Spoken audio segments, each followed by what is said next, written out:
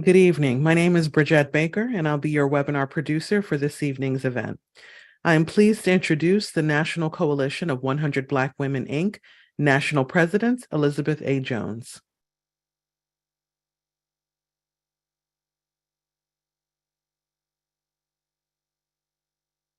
Good evening and welcome to NCBW's Small Business Week as we continue to celebrate, educate, and inspire Black women, business owners, and entrepreneurs.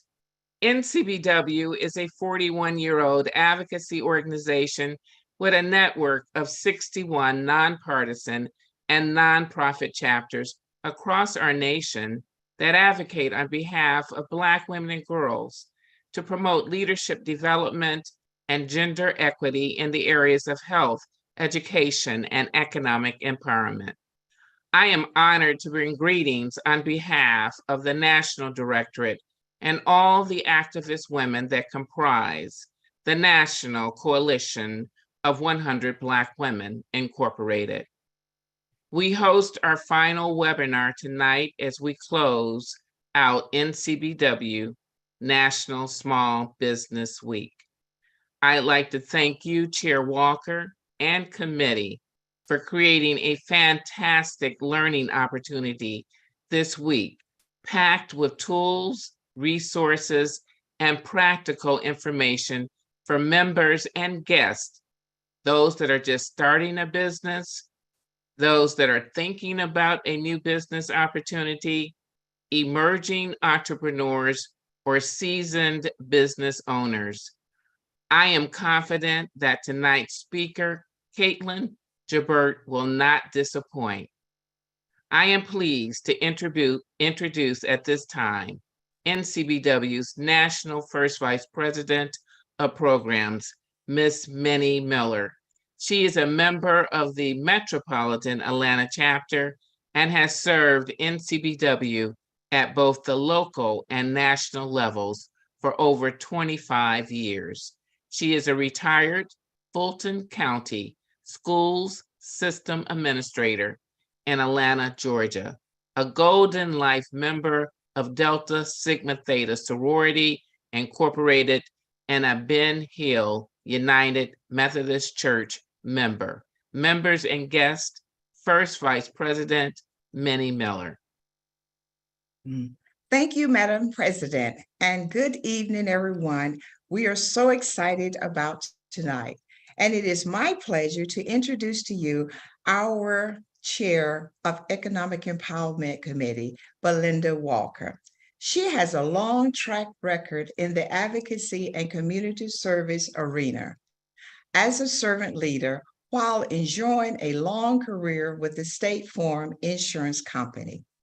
She is a member of the Metropolitan Atlanta chapter, where she has served in the following positions: First Vice President of Programs, Second Vice President of Fund Development, Chair of Health Committee, and Chair of Leadership Summit Committee. Currently, at the national level, she is completing her third year as Economic Empowerment Committee Chair and has served as the co-chair of this committee. Belinda is also a member of the nominating committee. I will now turn the webinar over to Chair Belinda Walker.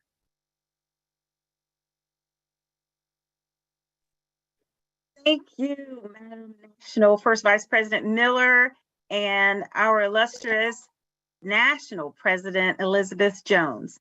Welcome to our National Coalition of 100 Black Women members, as well as our leadership and our guests. What an amazing week it has been, and tonight will be no differently. As I say, all things must come to an end. All great things must come to an end. And tonight concludes our 2023 NCBW third annual National Small Business Week. Tonight's webinar is entitled Game Changers, Creating a World Where Black Women in Business Have Financial Freedom. This week in review, we have brought to you some amazing activities and resources. Starting with Sunday, We began with Dr. Contessa Metcalf talking to us about what it feels like to be a disruptor of the status quo. On Monday, we had resources available for those who are seeking out small businesses by publishing on our website, and we hope that you visited it. If you haven't, please go on to the NCBW National website to view our actual Black pages, our listing of entrepreneur members who have their own businesses, and see how you can support them through your patronage. Then on Tuesday, we had our part 2 webinar, which was entitled Game Changers, Strategize and Plan. We had the pleasure of having Lindsay Sims here, founder and CEO of Predictable Results, talking to us about the Google platform, specifically Google Sheets, how to plan 90 days of video blogging and social media posts. Wednesday, on last night, we actually had a featured blog topic that entailed business grants and resources for Black women. Again, please visit our website and lend your input and share that resource, as we think it will benefit you.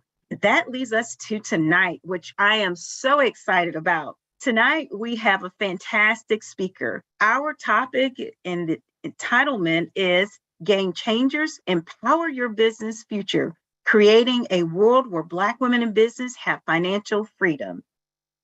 I won't keep you waiting. It's my pleasure to introduce our speaker for tonight, Katelyn Gibert. Just to tell you a little bit about Katelyn. Katelyn is Vice President in Goldman Sachs Office of Corporate Engagement, leading on the firm's 1 Million Black Women Initiative.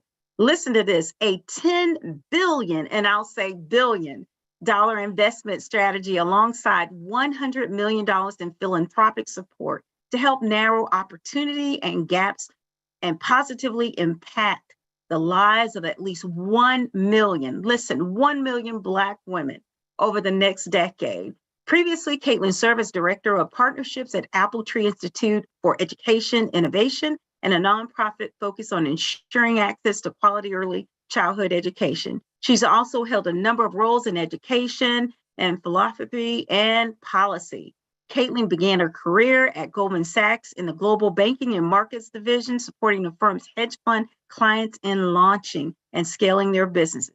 She holds a BSBA in Finance and Philosophy, Psychology from Washington University in St. Louis, and an MPP from Vanderbilt University.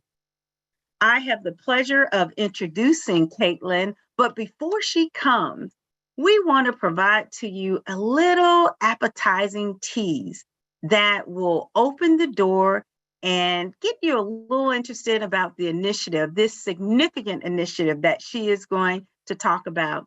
If you will lend us about a little over 2 minutes, we are sure that you will not regret it. At this time, I would like to roll it over to Katelyn Gibert, and we will start with a short video. Thank you and enjoy. Goldman Sachs is thrilled to have you. Goldman Sachs 1 Million Black Women Black in Business program is a curated series of workshops and trainings. It's an amazing opportunity to be able to help the fastest growing segment, which are Black women, and to really help them move from being a founder to a CEO and really focus on what they've done and celebrate how they've gotten started, provide tactical tools and strategies to help them grow and scale. You all are CEOs of your business. I am a CEO. I was a CEO before I came here, but being here just let me know that I'm right where I'm supposed to be. Black in Business is a game changer. It will put your career, your company, your trajectory on a whole different level. We know that for sustained, inclusive growth, we need to invest in Black women. This program is a catalyst for your business. This is a beautiful, beautiful site. It is an excellent opportunity to expand your business, to understand your business, and to build the sisterhood amongst all of us. So what are we focused on? We're focused on turning your ideas, your dreams into reality and economic growth. making sure that I'm spending time with my business advisor and going through new processes and to help me understand what I needed to do to take my business to the next level was super important. You guys are gonna learn from each other, and this spirit of community, you walked into this room not knowing each other, you're gonna leave connected with each other. Let the sister up. One rise, we all rise. I have learned that I am capable of more than I thought I was. I realized that a lot of the things that I needed, I already had. You already have what it takes. It's just a matter of applying it. My analytics are already off. I'm getting more and more views on my reels and content. We've been treated like queens. The information is invaluable. I plan to take the most of this and grow my business. Now, are you ready to grow your business?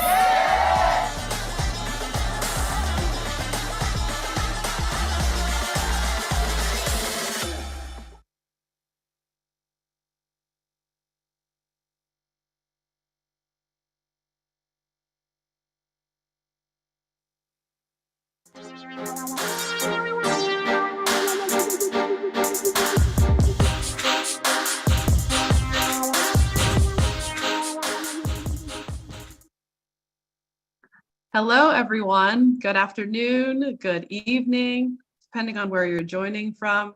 It is a privilege to be here with you all and to round out what sounds like has been an incredible National Small Business Week. My name is Katelyn Gibert, and I sit in the Office of Corporate Engagement at Goldman Sachs. I am one of the leads on the firm's 1 Million Black Women Initiative, and I'm thrilled to be here with you all. Thank you, Belinda, for that wonderful introduction. As she mentioned, I actually started at Goldman Sachs over 10 years ago, working with some of our largest hedge fund clients. Left, did some work in education, philanthropy, and policy. And as you can imagine, when I heard the firm was launching 1 Million Black Women, I immediately raised my hand and said, how can I be involved? So I'm excited to share with you a little bit more about the broader initiative, and then specifically the Black in Business program, which you saw a little bit about in the video. So with that, I'm going to share a brief presentation and then really want to get into some Q&A as well. So Goldman Sachs, 1 Million Black Women. What is it and why did we launch it? You got a little bit of a teaser, but I'm eager to share more. 1 Million Black Women is a $10 billion investment strategy along with $100 million of philanthropic support to narrow opportunity gaps for at least 1 million Black women over 10 years, the largest ever investment specifically in Black women. I'm absolutely blown away by the opportunity to not just invest in Black women, but to highlight for those across the market that Black women are a good investment. We launched this program in the wake of many conversations that were happening across the country in 2020, and on the back of our seminal research report, Black Womenomics, which really laid to bear what won't be surprising for many on this call, the true dual disproportionate effects of racial and gender bias that Black women face. These biases contribute to disparities in physical health, in financial health, driving a wealth gap of 90% between Black women and white men. And much of this wealth gap, we know, is driven by an earnings gap between what Black women are earning, whether they are business owners or in other jobs. And so when we saw this, we were startled by the numbers and the incredible disparities. But actually what I love about this report, and you might say, Katelyn, how could you love this report based on what you've shared? But what I really love about this report is that it also presented an opportunity. And that specifically is that by addressing these gaps, by thinking about the racial wealth gap and narrowing opportunities for Black women, we can actually create 1.2 million new jobs and see an increase in the GDP of this country of 2.1% or $525 billion. Again, it will come as no surprise to this audience that investing in Black women is not only good for Black women, it's not only good for their families, for their communities, but it's good for all of us. And at Goldman Sachs, we love numbers, and those are some big numbers. And so this data really got our attention, and we said, there is a real opportunity here. There's a real kind of underinvested market that we want to be a leader in. We want to be the ones who are saying Black women are a good investment, Black women entrepreneurs are a good investment. And so this was really the report and the research that helped us launch 1 Million Black Women. We are fortunate to have an incredible advisory council of key Black women and men leaders from across the country, everyone from entrepreneurs to folks in the corporate sector to philanthropists. I'm sure you see many familiar faces here: Condoleezza Rice, Valerie Jarrett, Melissa Bradley, Roz Brewer, and many others.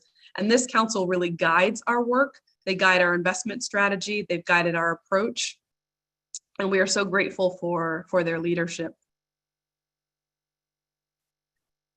So you might be surprised to hear actually how we launched this initiative. We launched on a series of listening sessions. We hosted over 60 in-person listening sessions, in-person and virtual listening sessions, engaging over 20,000 Black women and girls across the country. And we said, tell us what the challenges are, but also tell us where the opportunities are. Tell us where Goldman Sachs capital, where private sector dollars, where investment capital, commercial capital, and philanthropic capital can really drive progress for Black women in this country. And what we learned was that there are important moments throughout a Black woman's life where our kind of key investments can really make a difference. This is everything from birth, if you think about prenatal care and the importance of prenatal and postnatal care, to early childhood education, being able to access affordable but also high quality early childhood education. Investments in the K-12 sector, we know the importance of being able to be provided with enrichment opportunities. Through the pandemic, we saw the importance of broadband access and closing the homework gap. Quality preventative healthcare, how do we provide Black women with the healthcare that they need to be able to live healthful lives? On up through higher education and the continuing challenges with student loan debt. We talked, of course, and we'll talk mostly today about entrepreneurship and how do we support Black women who are starting businesses faster than any other demographic. The critical nature of owning a home. Through our Black Womenomics research, we learned that 55% of Black women are rent burdened, which means more than 30% of their income is going to rent. It's really hard to build wealth, let alone generational wealth, when you're having to spend so much of your income on housing. And so a big part of our strategy has been investing in the preservation and the creation of affordable housing. And then, of course, it's not just the child who needs that prenatal and postnatal care, but the mother herself. We spent a lot of time thinking about the maternal health outcomes of Black women in this country and the sort of disparate and frankly quite alarming rates of maternal mortality in that space and how we can drive a difference there. And then, of course, on up through savings and retirement, thinking about that full spectrum, the full life cycle of a Black woman, and understanding that truly from birth on up to retirement, there are really key moments, really critical opportunity gaps where Black women have been underserved or underinvested in, and we knew we could make a difference there. And so through our listening sessions, we honed in on 7 specific impact pillars that would guide both our investment strategy as well as our philanthropic strategy. Everything from healthcare, housing, education, access to capital, job creation and workforce advancement, digital connectivity, and financial health. And these pillars really guide the investments that we make, the partnerships that we engage in. And what I love about this is that it's not saying there's one fix, there's one solve. It's acknowledging that there's no silver bullet to some of these systemic biases, these systemic ways that Black women have experienced barriers, but that if you really want to drive change, it has to be a holistic strategy. And that's what we've really come to through listening to Black women, and that's how we're leading with this initiative. So where are we to date? We're 2 years in after launching in March of 2021. We've just passed the 2-year mark. I mentioned that we've grounded this program in listening sessions, and 2 of our kind of signature programs that have come out of that we'll spend a little bit of time on today are Black Women Impact Grants and our Black in Business program were directly birthed from listening sessions, from listening to Black women and girls across the country. To date, we have invested in over 137 different organizations, projects, and businesses. This is a combination of investments directly in Black women-led, Black women-owned businesses, and also investments that will disproportionately impact the lives of Black women, whether that be, like I mentioned before, affordable housing opportunities, or investing in charter schools, investing in affordable, accessible early childcare. We've deployed over $23 million in grants towards our $100 million commitment and over $2.1 billion of investment capital. You see on the slide a handful of the investments that we've made to date. Collab Capital, an organization that's investing in early stage Black entrepreneurs. Block Power, which is providing broadband and digital access to low-income neighborhoods in New York City. And Funding You, which is addressing the student loan crisis, which we know is incredibly, can be incredibly damaging to your ability to gain and maintain wealth. And here are just a handful of other partnerships to give you a sense of the breadth of this initiative. So we have a foundational grant with Morehouse School of Medicine. This is specifically focused on their Center for Maternal Health Equity, and allows them to reach rural areas in the Atlanta area to provide additional training and support to their healthcare professionals, and so much more. Through our growth equity team, we have an investment in a company called Mommy, which is led by Melissa Hanna. This is an investment in a healthcare company that provides an integrative approach to women's health. And then Care Academy, which is an organization that provides upskilling for caregivers. This is everything from licensing, if you were to change states, to opportunities to actually grow your earnings, grow your wealth by getting additional certifications. And to date, they've reached over 300,000 home caregivers who have participated in over 1.5 million hours of learning. What I love about these different investments and partnerships is that each one is led by a Black woman, but of course they are also serving Black women. And so you see this sort of double halo, this ripple effect of capital being invested, and then providing other Black women with jobs, other Black women with opportunities to earn more, and the like. I mentioned a bit before our Black Women Impact Grants program. This was birthed out of listening sessions where we were really hearing from the social sector. One, there's incredible underfunding across the social sector, but that underfunding is disproportionately impacting leaders of color, Black women nonprofit leaders specifically. And if you're able to access funding, typically it's highly restrictive. And so we said, we're going to launch a program that addresses this need by offering $10 million of general operating support over multiple years so that organizations can do some strategic planning into 50 Black women-led, Black women-serving community-based organizations across the country. We had the privilege of announcing this cohort on Juneteenth of last year. You see here the Black Women Impact Leaders, as we refer to them. These women are absolutely phenomenal. If you have a chance to look them up, if they're in your local neighborhood, I highly encourage you to get involved with these organizations. They work across a number of impact pillars, everything from education to workforce advancement, affordable housing. And many of them are entrepreneurs and founders in their own right. And the next, where we'll spend the bulk of our time, is on our Black in Business program. And this is the program that you all saw teed up in the video. This program was birthed out of some additional kind of startling data. Black women are starting businesses faster than any other demographic. And 96% of these businesses are sole proprietorships. But guess how many of those businesses after 3 years are still in operation? 3%. 3% of those businesses.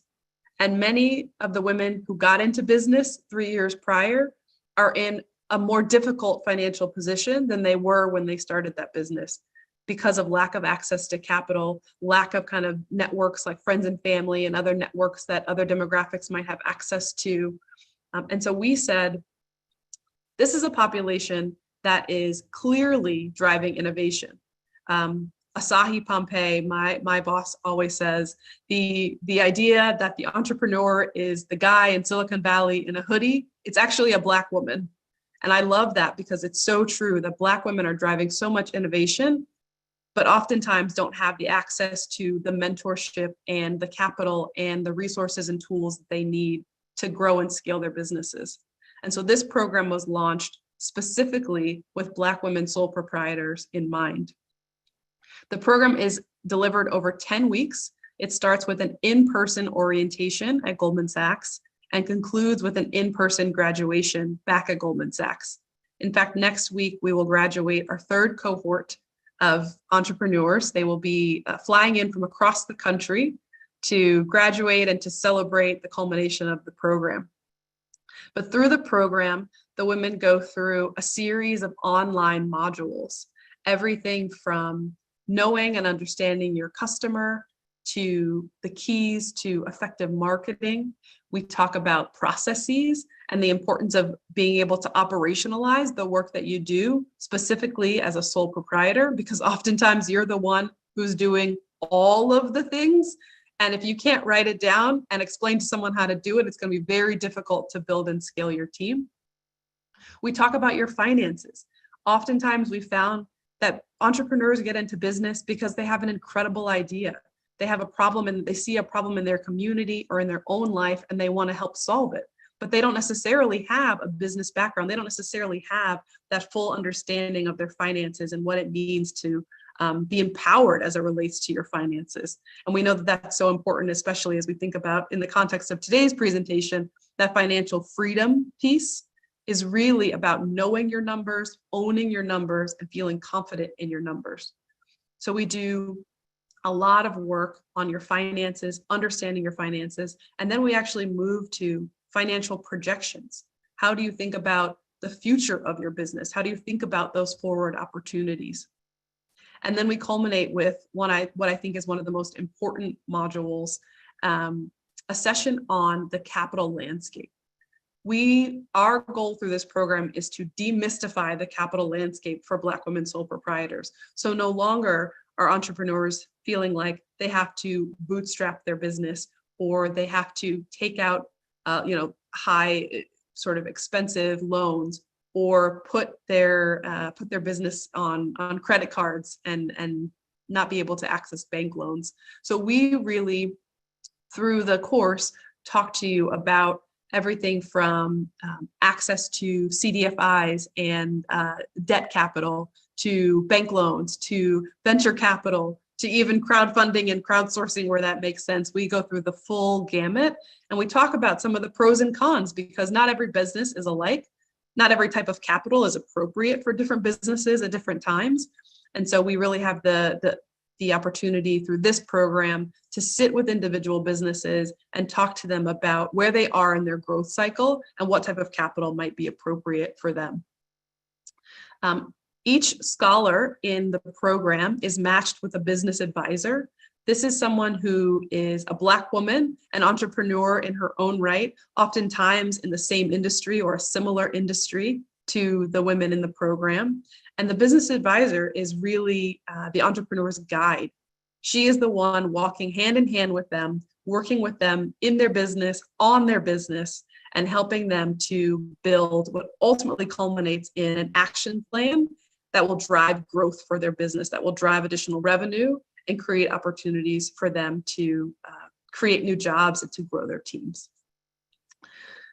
For this program, we ask that women have been in business for at least 12 months, have at least $25,000 in revenue, and be able to commit to the program. I think one of our biggest learnings, and this will be no surprise, is that in order to scale your business, you have to be able to step out of working in your business and create space to work on your business.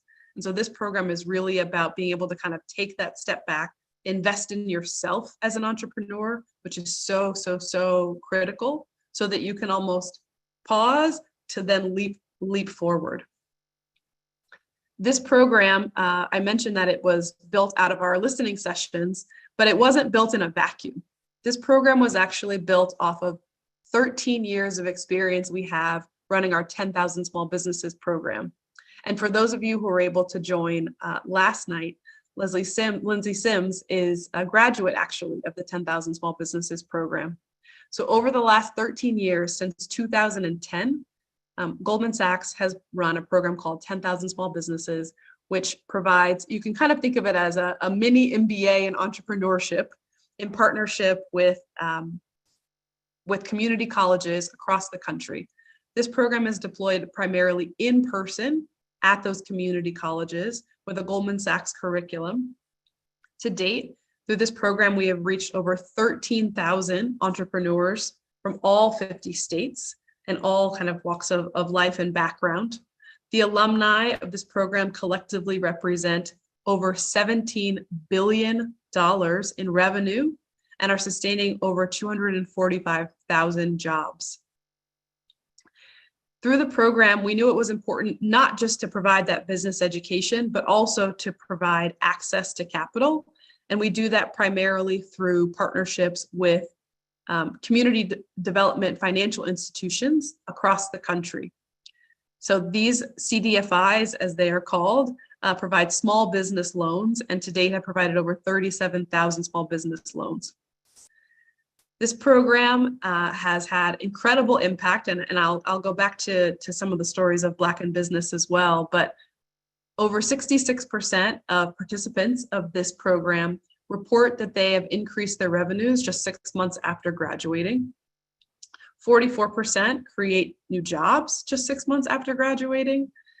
And actually, one of my favorite stats is that 85% of alumni who go through this program do business with each other. And that piece is so critical because if you think about a community of entrepreneurs, it's not just that they are there for you, that they're your advocates, your accountability partners, and the like. They're also potential business partners. And we've seen business partners and clients spring up overwhelmingly through this program. 50% of the participants of 10,000 Small Businesses are women, and 16% identify as Black versus 2% for the national average. So there was already overrepresentation for us of underrepresented groups through 10,000 Small Businesses. So in many ways, to launch Black in Business was almost a no-brainer. We said we want to be able to access these women who are at the sole proprietor stage so that they can then advance into the 10,000 Small Businesses program because they've continued to scale their revenue, because they've been able to build out their team.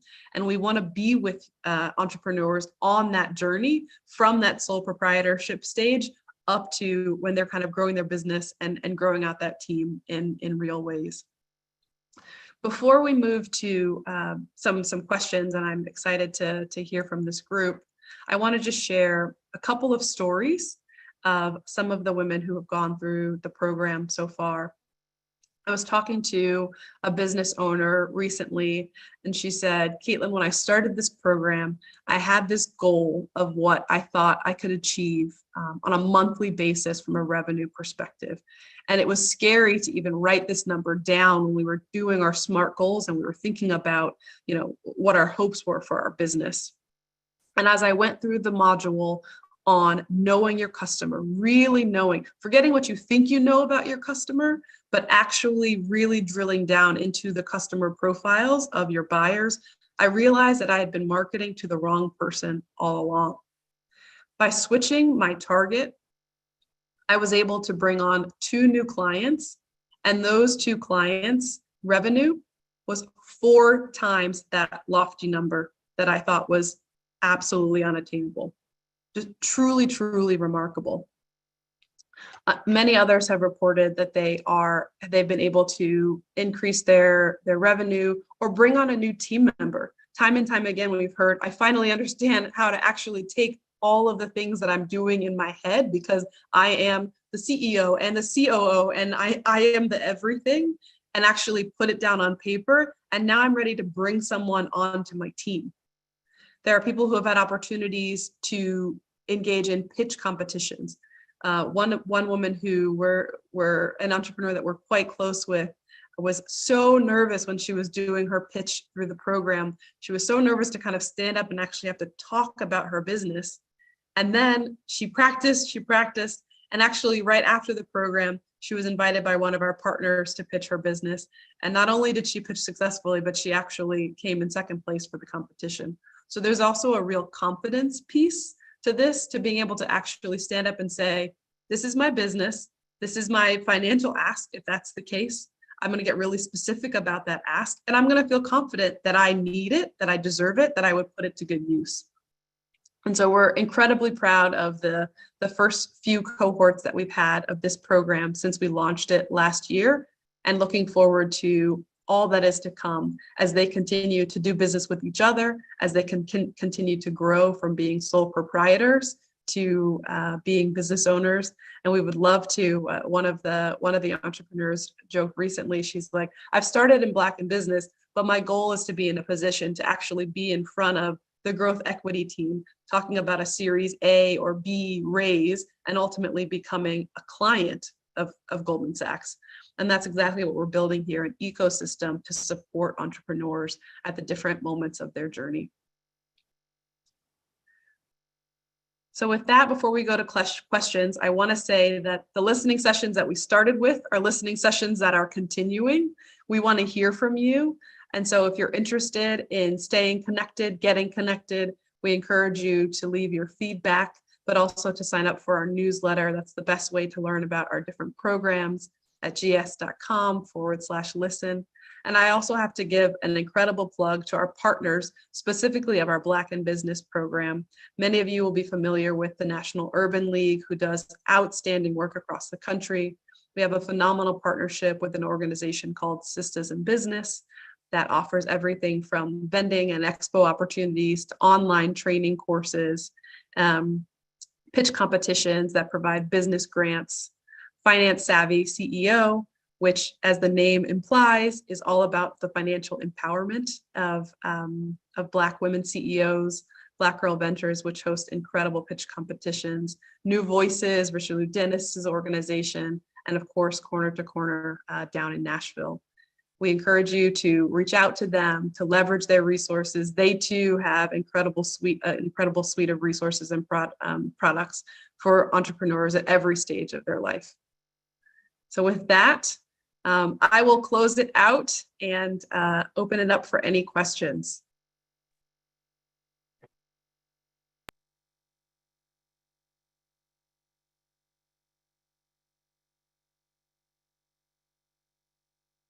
Wow, Katelyn, I don't know where to start. That was fantastic.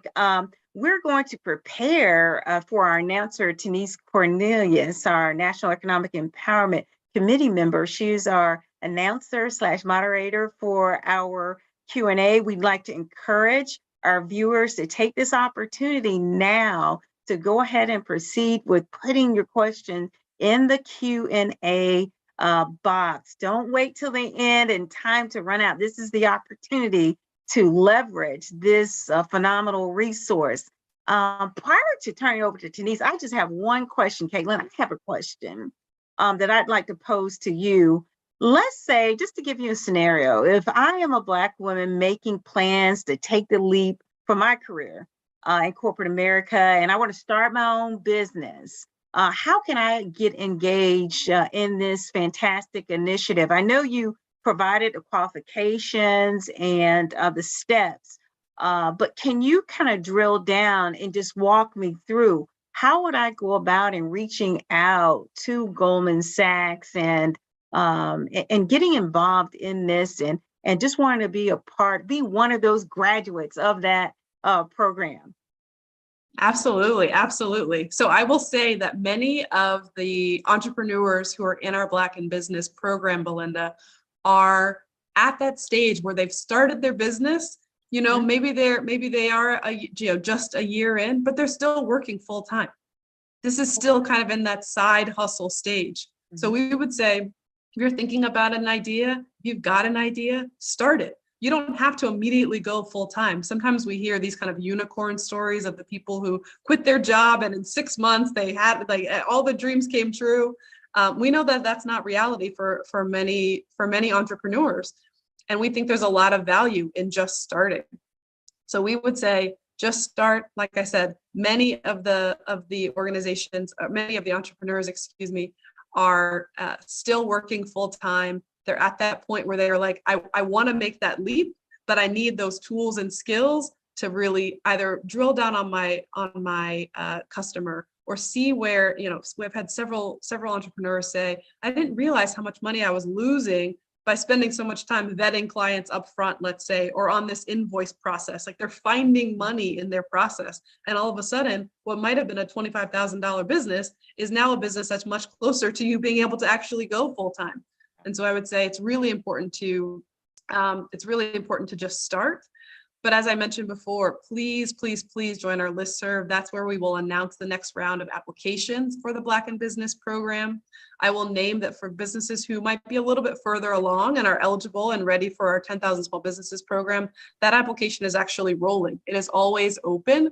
And so we would encourage you, whether it's in person or if there isn't a location where you are, to join our national cohort, which is a virtual option for 10,000 small businesses as well. But we have these different opportunities for you at different stages, and definitely encourage you to plug in. Fantastic. Thank you. Now, Denise, we'll turn it over to you. Thank you so much, Chair Walker. Katelyn, I have enjoyed listening to all the wonderful things that your organization, is doing in our community. If I didn't know any better, I feel like you were a fly on the wall in our last Economic Empowerment Committee meeting. All the things that you talked about are a lot of the initiatives that we want to further educate our sisters on.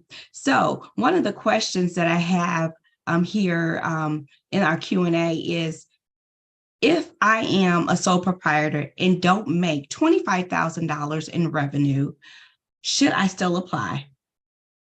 Yeah, so the answer to that is yes, we would definitely encourage you to apply. That's a good way for you to just be in our network, be in our system. We will be, I think the next time we'll be launching applications will probably be either later this year or potentially even early next year, as we're just about to launch another cohort this fall that we're wrapping up right now.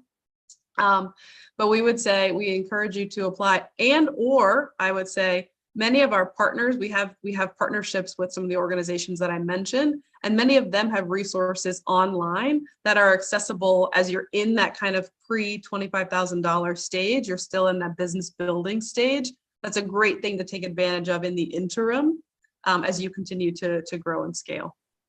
Very good, very good. Thank you.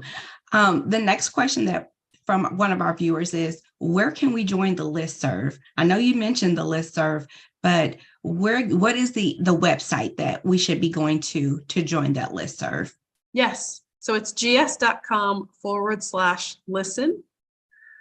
And that will be an opportunity not just to sign up, but also to indicate your interest specifically in entrepreneurship or other areas as well, so that when we're having kind of either targeted programming or a new partnership or opportunity to connect, we make sure that we connect you with those relevant resources.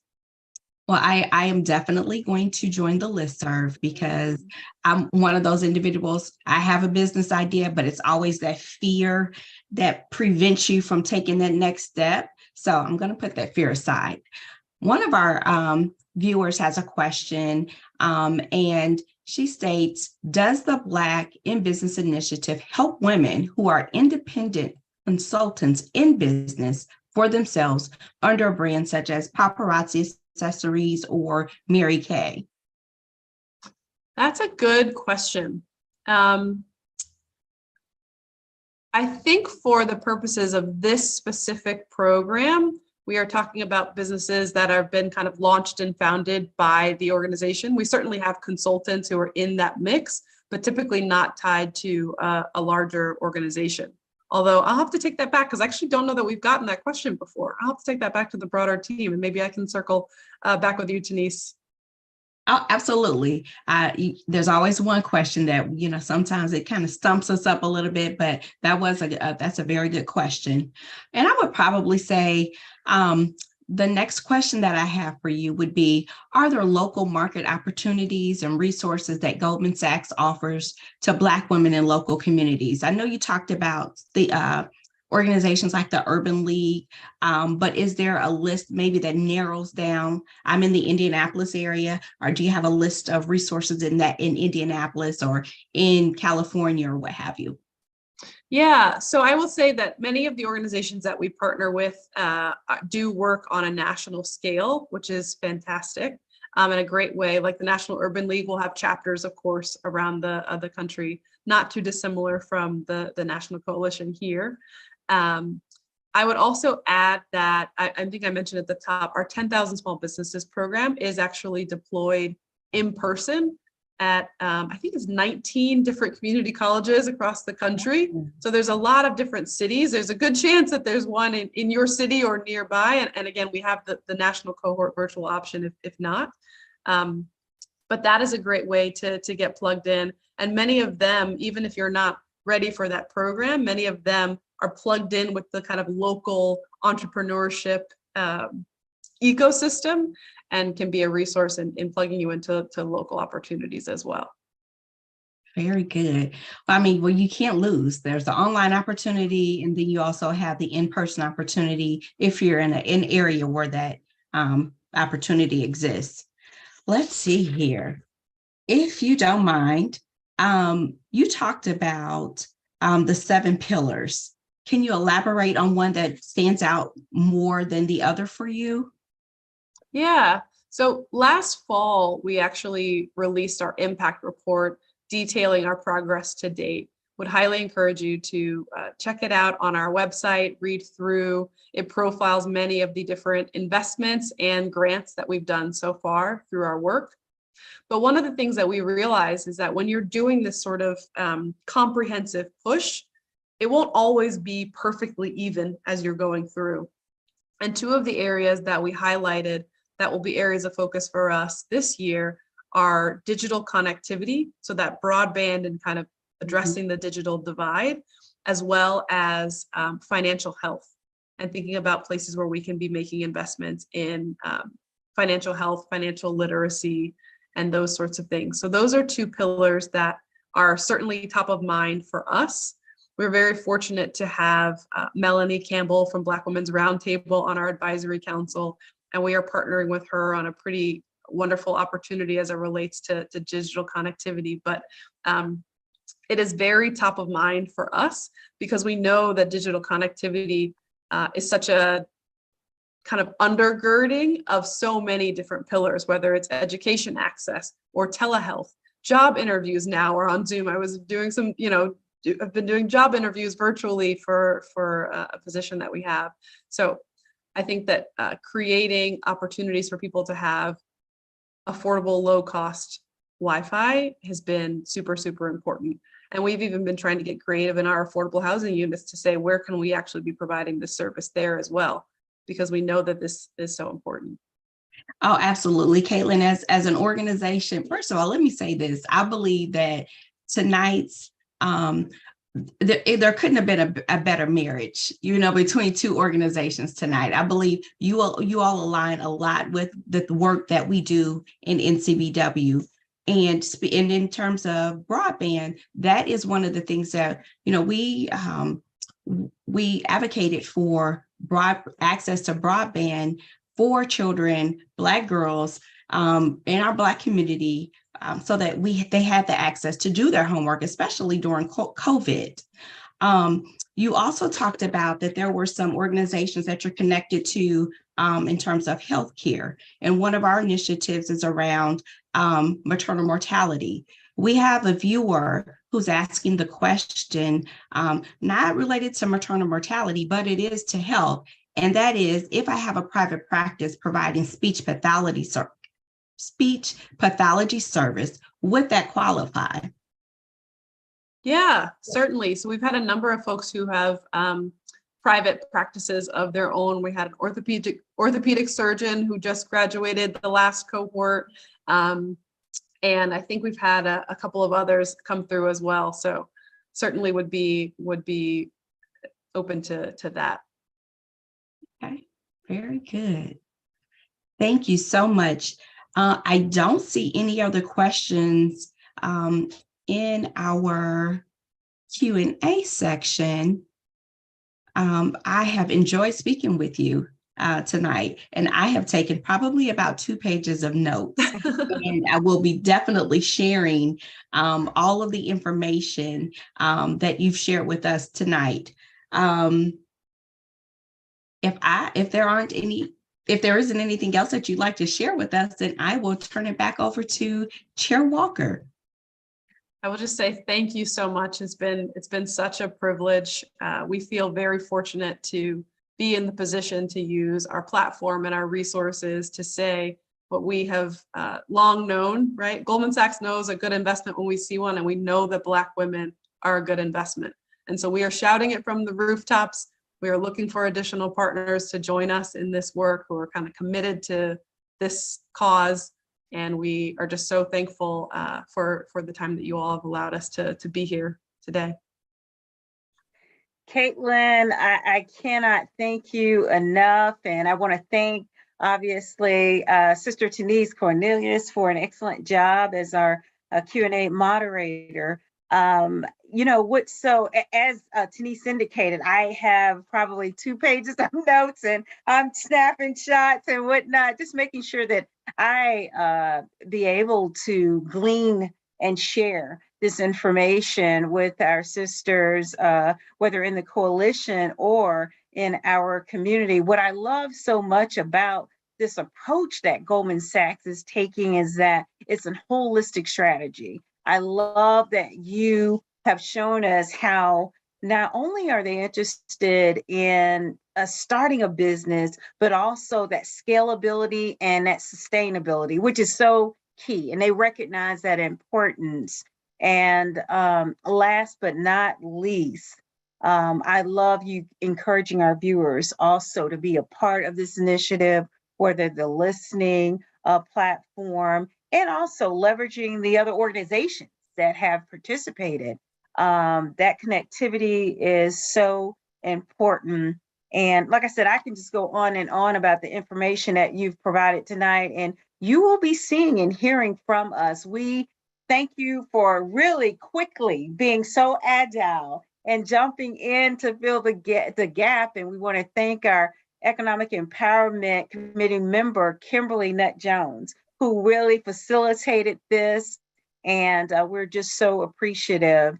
And again, we hope that all of our members and our guests tonight, not only are we on through Zoom, but we also are live streaming through YouTube and Facebook Live. So we have a significant audience that views our webinar sessions on the social media platform. So I know that they also are going to leverage this information. Now, what I'd like to do is encourage all of our guests and viewers to participate by providing your feedback.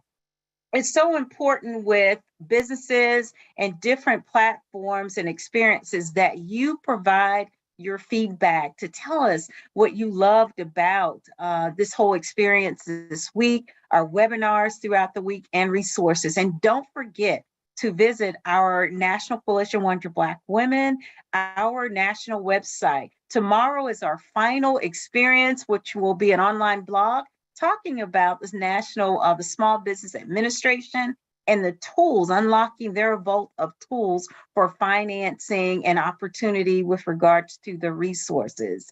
We want to thank also our sponsors with regards to their support and patronage of our week throughout the week, Symetra, as well as Google. And again, we want to thank our speakers who have participated throughout the night. We hope that you enjoy this series throughout the week. And again, share with your friends. You can go back on and look at the actual video webinars throughout the week. And I want to thank, most importantly, the fantastic National Economic Empowerment Committee, who do a fantastic job, who are committed to the advocacy of African American Black women and girls, and the area of economic empowerment. With that being said, I think that concludes our presentation for tonight. Again, make sure that you complete that survey. It's so important. And we would like you to actually invite everyone to participate in that listening session that Goldman Sachs will be conducting. We thank you for your support. And again, we look forward to hearing from you and to the 2024 National Small Business Week by the National Coalition of 100 Black Women. Good night and have a great evening.